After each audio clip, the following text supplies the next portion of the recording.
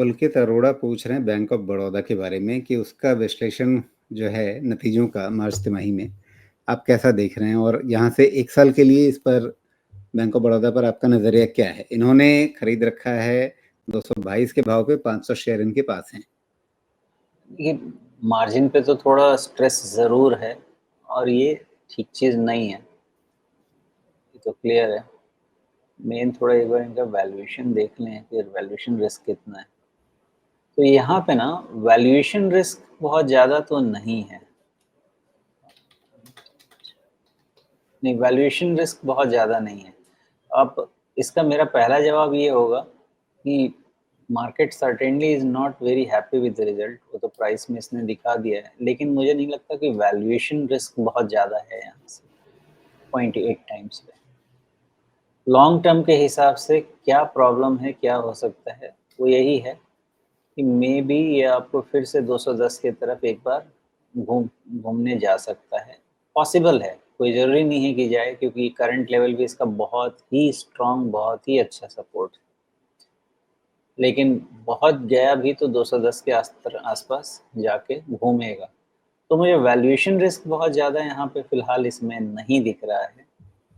और long term के हिसाब से अगर देखा जाए तो जैसे मैं कहता हूँ कि पब्लिक सेक्टर बैंक में भी 2-3 बैंक काफ़ी होता है, तो लीड में क्या मिलता है हमको? जैसे एसबीआई मिलता है, बैंक ऑफ बड़ौदा मिलता है, कैनरा बैंक मिलता है, यही लीड बैंक मिलते हैं।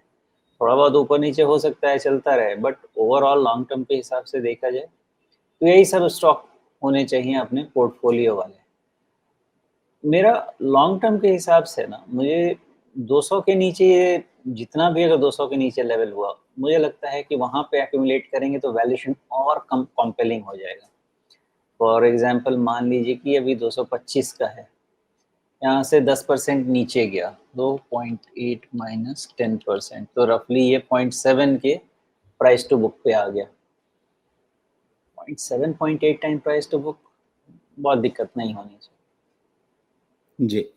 और जिस तरह से रिजल्ट की बात का रिएक्शन रहा, एक ही दिन में लगभग 10% गिर गया, और उसके बाद अब जो ताज़ा कैंडल है, सबसे आज की कैंडल है, ये मतलब एक तरह का दोजी है जिसमें इनडिसाइसिवनेस है, लेकिन ये थोड़ा-सा इसको शायद बुलिश बुलिश रिवर्सल कैंडल के तौर पे भी देखा जाता है।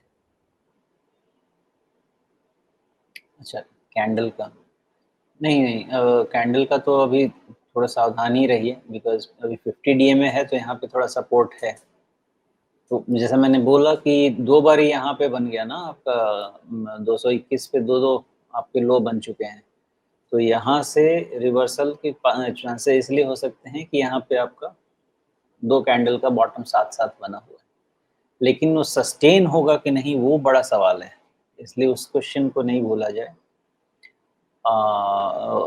वो उस क्वेश्चन को नहीं भूलें, और जितना क्लोज टू 200 ये स्टॉक रहेगा, उतना ही मतलब वैल्यूएशन वाइज ये कंफर्टेबल स्टॉक बनता जाएगा। वन वर्ड अगर आंसर है तो मेरे लिए 185 इज की।